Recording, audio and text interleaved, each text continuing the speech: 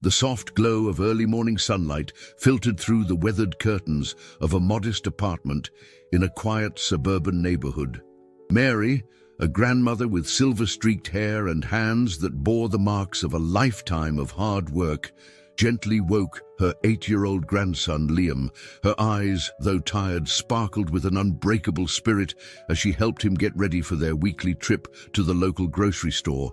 As they stepped out onto the cracked sidewalk, Mary's worn yet meticulously clean clothes fluttered in the gentle breeze. She held Liam's small hand in hers, a silent promise of protection and love. The boy's eyes, a mirror image of his late mother's, darted around with childlike curiosity, taking in the familiar sights of their neighborhood with renewed wonder. Their journey to the store was more than just a simple errand. It was a delicate dance between necessity and the small joys Mary could afford to give Liam. Each step they took was measured, each coin in Mary's purse carefully counted in her mind. The weight of responsibility hung heavy on her shoulders, but her love for Liam lightened the burden. As they approached the store, Mary's eyes fell upon a familiar sight.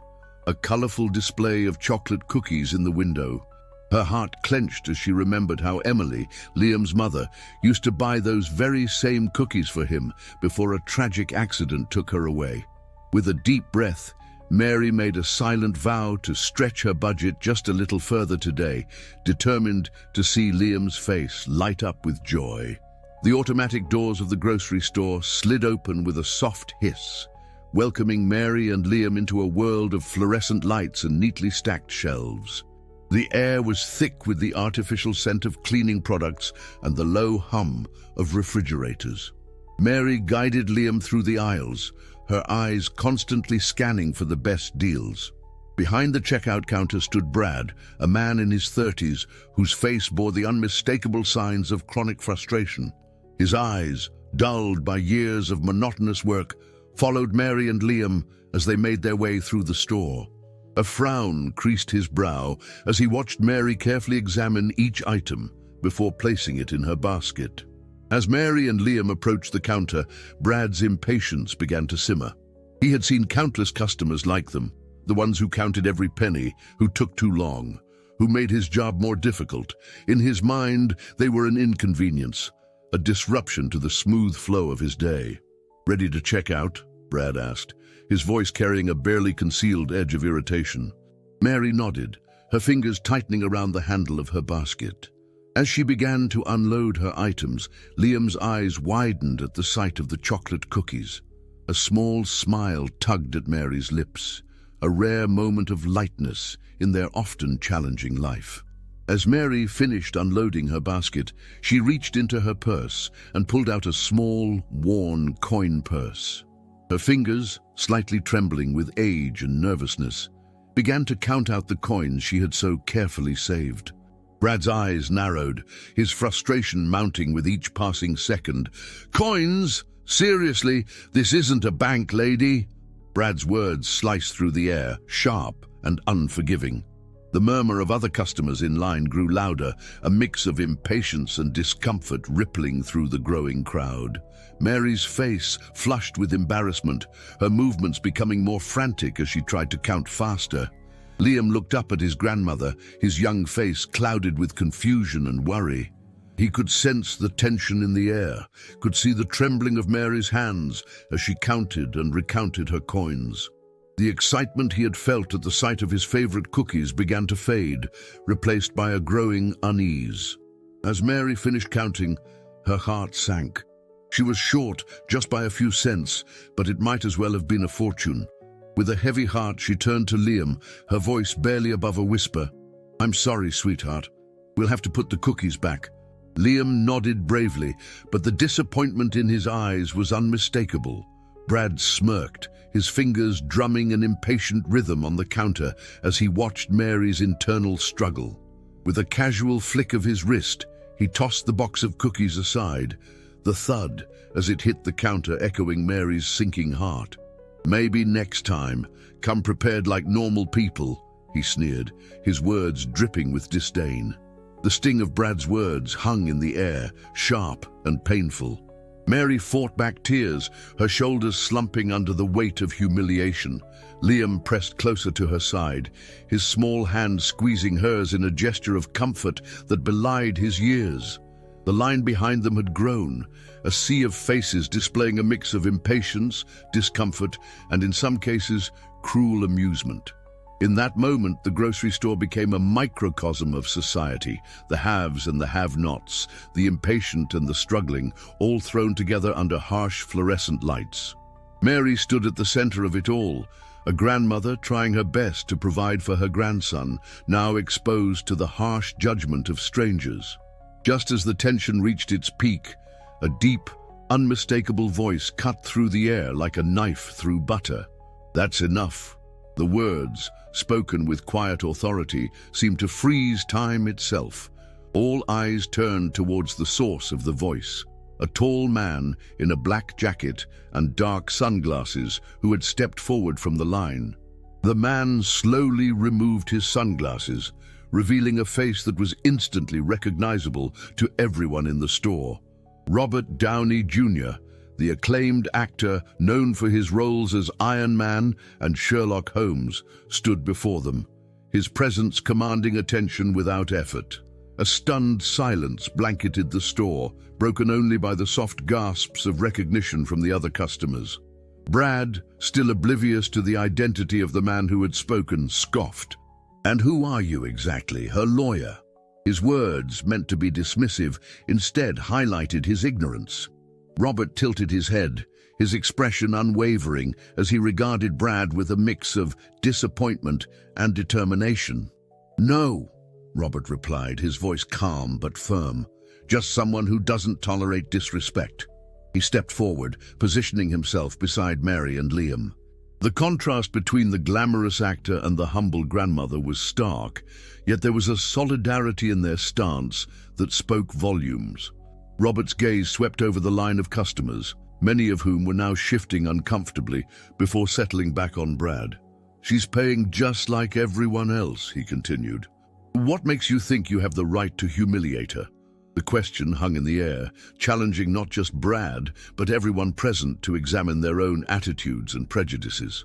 Brad stumbled for a response, his previous arrogance evaporating under Robert's steady gaze. I was just trying to keep the line moving," he stammered, his eyes darting nervously between Robert and the growing crowd of onlookers. "It's not fair to the other customers." Robert chuckled lightly, but there was no humor in the sound. His eyes, intense and focused, never left Brad's face. "You know what's unfair, Brad?" he asked, his voice low but carrying easily in the hushed store. "Making a grandmother and her grandson feel small because you're in a rush. Fairness isn't about speed, it's about treating people with dignity." The words seemed to hang in the air, each syllable weighted with truth. Brad's face flushed, a mix of shame and defensiveness warring across his features. The other customers shifted uncomfortably, many avoiding eye contact, suddenly aware of their own complicity in the situation. Robert then turned to Mary and Liam, his expression softening. "These cookies look pretty great," he said, picking up the discarded box. "I think they should definitely go home with you today." Before Mary could protest, Robert's face lit up with a sudden idea. "Actually, scratch that. Let's do this right. Mary, Liam, we're going shopping." Mary's eyes widened in disbelief, her mouth opening to protest, but Robert gently cut her off. "You've spent your whole life giving," he said, his voice warm and understanding. "Let someone give back." With a gentle hand on Mary's shoulder, he guided her and Liam back into the aisles of the store. As they walked, Robert encouraged Mary to take what she truly needed, not just what she could afford. His eyes, kind and observant, noticed the hesitation in her movements, the way she still reached for the cheapest options. With patience and genuine care, he helped her choose quality items, assuring her that it was okay to accept help. Liam, who had been quiet and withdrawn since the incident at the checkout, began to come alive again. His eyes sparkled as Robert asked him about his favorite foods and encouraged him to pick out a toy or two. For the first time in a long while, a genuine smile spread across the boy's face, lighting up the entire store. As they made their way through the aisles, other customers watched in awe. The scene unfolding before them was more than just a celebrity being generous. It was a lesson in humanity, in the power of kindness, to transform a moment of humiliation into one of joy and dignity. Word of what was happening spread quickly through the store. Customers who had been impatient or indifferent moments before now watched with a mix of admiration and shame. Some even approached Mary and Liam, offering words of support or small acts of kindness of their own. The store manager, alerted to the situation, quickly made his way to the front. Upon seeing Robert Downey Jr. and understanding what had transpired, he immediately took action. Brad was discreetly asked to move to the stockroom, away from the public eye. The manager then personally opened a new checkout lane for Mary, Liam, and Robert. As they approached the counter, the atmosphere in the store had completely transformed. What had been a place of judgment and impatience was now filled with a palpable sense of community and compassion. Other customers smiled warmly at Mary and Liam, some even offering to let them go ahead in line. Robert ensured that everything was handled smoothly, his presence both a shield against further negativity and a beacon of kindness. As the last item was scanned and bagged, he turned to Mary with a warm smile. "This is how it should be," he said softly. "People looking out for each other, no matter who they are or where they come from." As Mary, Liam, and Robert made their way towards the exit, laden with bags full of groceries and a few special treats, they passed by the stockroom.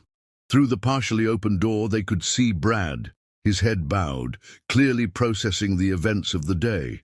The sight gave Robert pause, and after a moment of consideration, he gently asked Mary and Liam to wait for him. Robert approached Brad, his demeanor calm and open. "Hey," he said softly, causing Brad to look up in surprise. "I know it's been a tough day, but I want you to know something. We all make mistakes. What matters is how we learn from them." Brad's eyes, previously dulled by routine and frustration, now shimmered with unshed tears of shame and realization. Encouraged by Robert's words, Brad mustered the courage to approach Mary. His apology was awkward but sincere, his voice thick with emotion. "I was wrong," he admitted, meeting Mary's eyes for the first time. "I shouldn't have treated you that way. I'm truly sorry." Mary, her heart softened by the day's events, nodded in acceptance. Robert watched the exchange with a small smile. As Brad turned to leave, Robert placed a hand on his shoulder. "Kindness is a choice, Brad," he said quietly. "You can choose to be better." The words seemed to settle into Brad's very being, a seed of change planted in fertile soil. Days passed, and life in Mary and Liam's small apartment began to settle back into its familiar rhythm. The groceries from that extraordinary day were carefully rationed, each item a reminder of the unexpected kindness they had experienced. Liam played with his new toys, his laughter filling the once quiet rooms with a joy that had been missing for too long. As Mary unpacked the last of the groceries, lost in thought about how to make them stretch as far as possible, the shrill ring of the telephone startled her. She answered hesitantly, unsure who would be calling in the middle of the day. "Hello?" she said, her voice tinged with curiosity and a hint of apprehension. The voice that responded made her grip the receiver tightly, her knees weakening with shock. "Hi, Mary. It's Robert." For a moment, she thought she must be dreaming. "Robert Downey Jr.?" she stammered, scarcely able to believe it. A warm chuckle came through the line, confirming that this was indeed real. "Yeah, it's me," Robert replied, his voice as kind as she remembered. "Listen, I've been thinking. You and Liam deserve more than just a shopping trip. I've spoken to some people, and we'd like to set up a fund for his education. He should have every opportunity in the world." Mary sank into a nearby chair, overwhelmed by Robert's words. Tears welled up in her eyes, but for once they were tears of joy and disbelief, rather than sorrow and worry. I don't even know how to thank you," she managed to say, her voice choked with emotion. Robert's response was gentle and sincere. "You don't have to thank me, Mary. Just keep being the incredible grandmother you are. Liam is lucky to have you, and now he'll have the chance to pursue his dreams, whatever they may be." As he spoke, Mary could hear the smile in his voice, the genuine happiness he felt at being able to help. The conversation continued, with Robert explaining the details of the education fund and assuring Mary that it would be set up in a way that was easy for her to manage. As they talked, Mary felt a weight lifting from her shoulders, the constant worry about Liam's future that had been her constant companion since taking him in. As the call came to an end, Robert had one last thing to say. "Mary, what happened that day in the store? It wasn't just about helping you and Liam. It was about showing everyone the power of kindness. You inspired that just by being who you are." With those words, he bid her goodbye, leaving Mary sitting in her kitchen, phone in hand, marveling at how life could change in an instant. The story of what happened in the grocery store spread rapidly, first through the neighborhood, then across social media, and finally making its way to national news outlets. It became a viral sensation, a beacon of hope and kindness in a world that often seemed too harsh and uncaring. Inspired by the event, the grocery store chain implemented new training programs focused on empathy and customer service. Brad, in a surprising turn of events, volunteered to lead these programs, determined to use his experience as a catalyst for positive change. His transformation from a jaded employee to an advocate for kindness became a story in itself. The impact rippled out further. Local community groups organized support systems for struggling families. Schools implemented kindness initiatives, teaching children the value of empathy and compassion. Even politicians cited the story in speeches about community and social responsibility. Through it all, Mary and Liam remained largely out of the spotlight, protected by Robert's influence and their own desire for privacy. But in their quiet apartment, they felt the change. Neighbors who had once passed by without a glance now stopped to chat, offering help or simply a kind word. Weeks after the incident, Mary sat on a bench in a quiet park, watching Liam play with the soccer ball he had picked out that fateful day. His laughter carried on the breeze, a sound that filled her heart with joy and her eyes with happy tears. For the first time in years, she felt a sense of peace settling over her. As she sat lost in thought, a black car pulled up nearby. Robert stepped out, a small package tucked under his arm. He approached with a warm smile, sitting beside her on the bench. "Hey, Mary," he said softly. "Thought you'd like this." He handed her the package, his eyes twinkling with anticipation. With trembling hands, Mary opened the package. Inside, she found a framed photo of her and Liam from that day in the store. Beside it was a simple but powerful message: kindness always wins. The words, simple yet profound, blurred as tears filled Mary's eyes. She looked up at Robert, overwhelmed by the gesture and all it represented. Overcome with emotion, Mary hugged Robert, her voice thick as she spoke. "You didn't just change our lives, Robert. You gave us hope." She pulled back, wiping her eyes as she gazed at the man who'd become so much more than just a celebrity to her and Liam. Robert smiled, his own eyes glistening with emotion. "You inspired me just as much as I hope I inspired you," he said softly. "Your strength, your love for Liam, that's the real heroism." He glanced over at Liam, who was now watching them curiously from the field. As Liam jogged over, Robert knelt down to his level.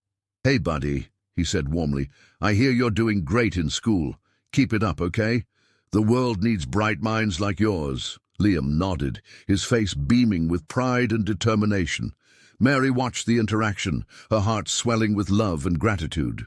She realized that this moment, this simple act of kindness, had not just changed their lives, but had created a ripple effect touching countless others. It was a reminder that even in the darkest times, hope could be found. As Robert bid them farewell and drove away, Mary and Liam stood hand in hand, watching the setting sun paint the sky in vibrant hues. The future, once so uncertain and frightening, now held promise and possibility. And as Liam's laughter once again filled the air, Mary knew that hope, once lost, had finally found its way back home.